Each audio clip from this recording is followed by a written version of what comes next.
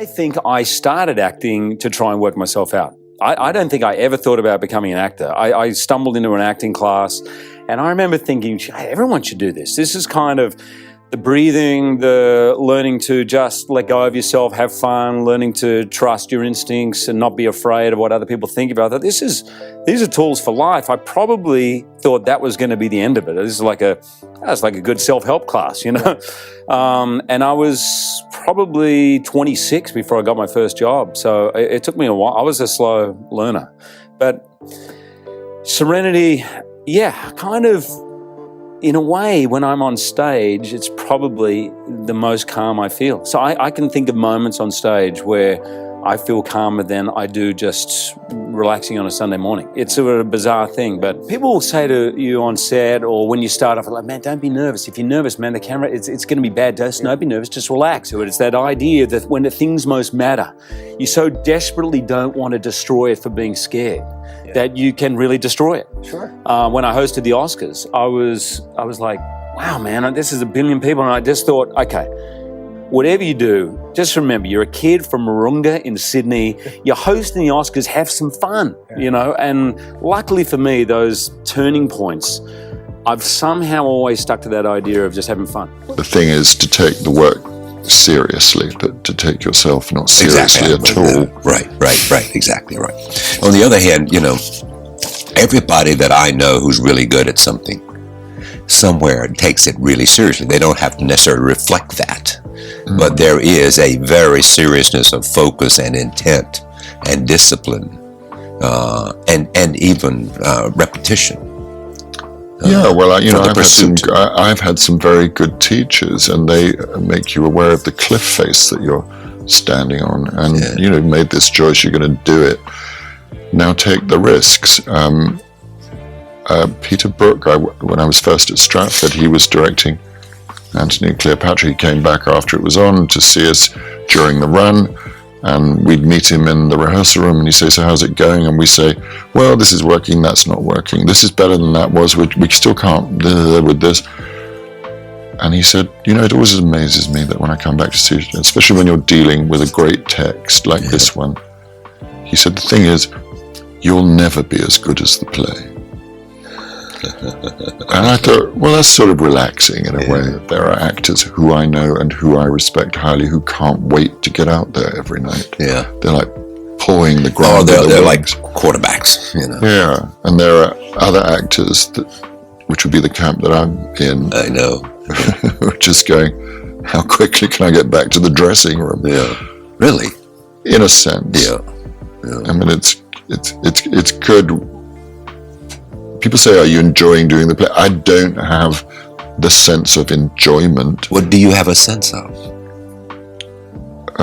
Trying to meet the challenge of it and trying to look into the eyes of your fellow actors and know that something rare is happening, but only fed by the play, and feeling that the play, a sense of the play, the actors and the audience are all in the same space at the same time.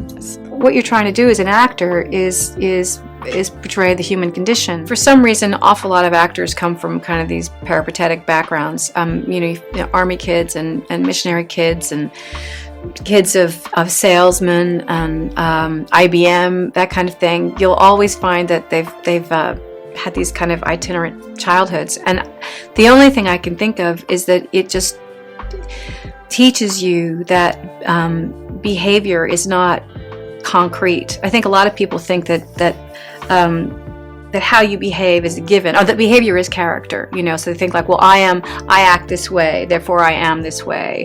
And one of the things that you learn moving around a lot is that, you know, behavior is mutable.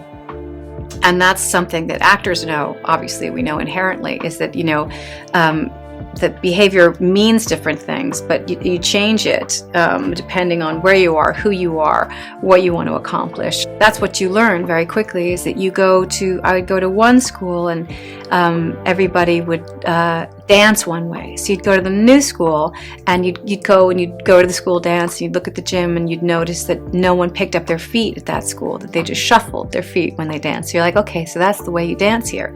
So once again, you learn there's no one way to do anything. It just depends on where you are. It depends on what the rules of that community are.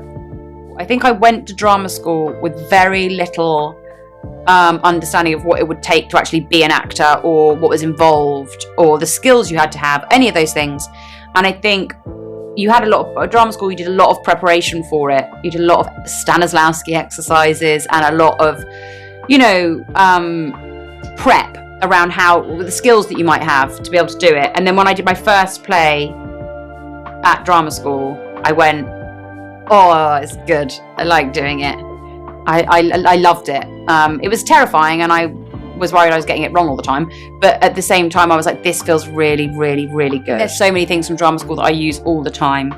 I think one of them, like getting it really badly wrong, was basically my way of learning what worked for me or what would help me. I think one of the voice teachers at the school once said, if you're on stage or you're acting in some way and you're feeling like it's not happening, just stop and take a breath. Just take a breath. You're probably not breathing, which is really important. But also for me, I think it was, I fundamentally realised that acting genuinely was not about myself. It was about affecting another person. It was about the person you were acting with. How are you going to make them change? How are you going to make them see your point of view? You're always trying to get something out of somebody in life. Everyone's trying to affect everybody in their life, whether it's other people or themselves. They're always kind of trying to get a response or a reaction or change someone, and that is the most helpful thing to me in the world. I think a lot of the time as an actor, you're meant to feel like it should all be about you, or like the spotlight's on you, and actually it's the opposite. If you just focus on the other person, then you just start doing it. You're just doing it. You're basically in the room listening, and that's it. I think the thing that I wasn't prepared for was, oh God, it not being able to be, there are technical elements to it, like it not being able to be all about the experience and the feeling. Like sometimes it's about waiting for the light and you've got to be ready to go when you have to go. Sometimes it's about saving yourself. Someone else has got, you're doing everyone else's shots before your own, but you've got to get there. You've got to get there every time for the people that you're with, and the people, and then for yourself, and somehow navigating that. I do think one thing that binds all my work and continues to interest me in performing, it's probably the only thing that really interests me in performing, is this question of identity and the question of transformation. And I'm genuinely moved by the way in which all of us are, society circumscribes us, and we play into this feeling that we have to pick one identity and stick with it, and any natural transformation within our spirit is to be resisted at all costs. And if there is some great shift in one's life, one's to feel nothing but shame and failure. That's the thing that I'm constantly drawn back to. So for example, you have whether it's someone who's a hard and fast 25 years self-abusing alcoholic who's just got that line down, that's who she is, that's her identity. What does she do when she starts to feel like she wants to look after a little boy? Or what does some, incredibly dedicated professional she's like a soldier, that woman in Michael Clayton, assassin eventually. What does she do when she starts to, have panic attacks in the bathroom? That moment of shift and doubt, that's what I'm really in it for. I love that. I've been playing characters my whole life. I want to play characters in movies, not in my personal life. I just want to be me. So this is an experiment. It's just something I felt drawn to do. I didn't even know anyone would notice. I am resilient, and I do take opportunities, and I loved the opportunity to transform and to be able to show. I needed to know what I was made of. For me, I still feel like I've scratched the surface. That's what keeps you going. I'm happier than I have ever been. I'm my best when I'm working really hard. I have a lot of energy, and I have a huge imagination, and I will create drama in my life if I am not in something. I really just am eating it up. I'm like a sponge. I'm loving it. It's like I can breathe, not to be dramatic, but it's what it feels like. It does. If I can continue to play roles that challenge me like this, then I'm going to be the happiest girl in the world. As an actor, all you do is bring... That's not true. There's some schools of acting where you leave yourself out, and it's, you know, it is a different kind of technique that I don't own. I'm an actor studio baby, and you bring your own existence somehow into the character. You find a way, shades of yourself, and so all of the things I've played have pieces of me, of my life and my experience. I know you have a long-term career. You just have to really care about what you do. You know, have to constantly reinvent and reinvestigate. Why are you doing this? Why do I want to tell stories through my own life experience? Why has this driven me my whole life? It has changed me and opened me. I mean, we talk about children doing that. Work does that. I know you must be feeling that right now. You know, because you have to dig in or drop out. And so I've just dug in.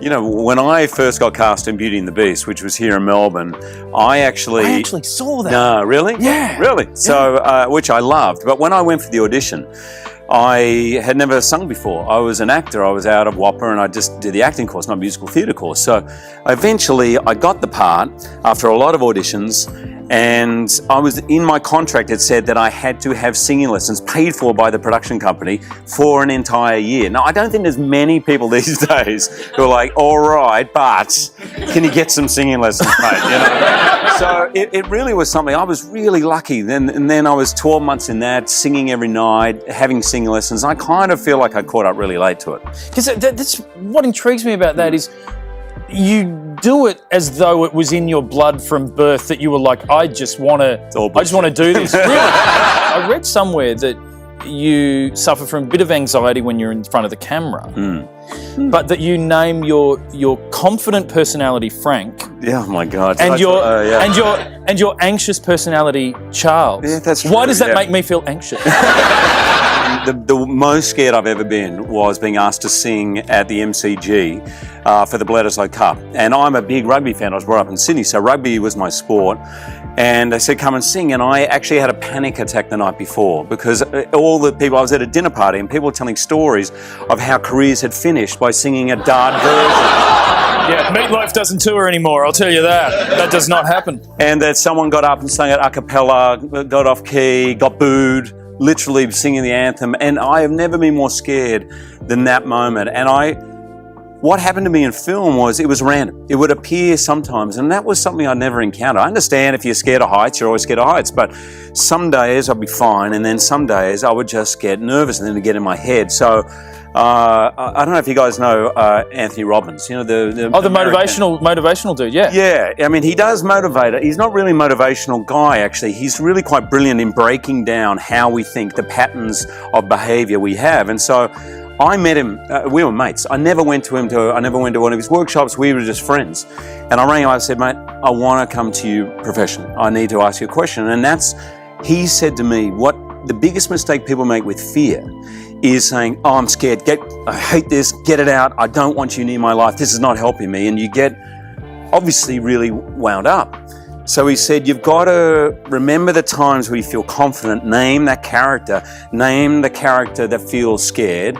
And as you're walking on a set, realize that the fear is good, that it got you where you are, that it makes you work. The fear sometimes actually goes, oh, I better work really hard on this film. Like when I was with Les Mis, I was really nervous. So he said, that fear, embrace it, work really hard. And then on that day when you walk on set, Charles, thanks, but I don't need you right now. And then be frank, as in a total arsehole. So we're gonna don't care about him, no. And that somehow just switched me in when occasionally I would get nervous. So you may be right at the door where you want to give up, and just beyond that is everything you ever imagined. So the business is hard. The business is hard. You're not getting anything. The business is hard. Things that people say to you, They don't even realize that they are insulting you. They don't know it. Because it's normal.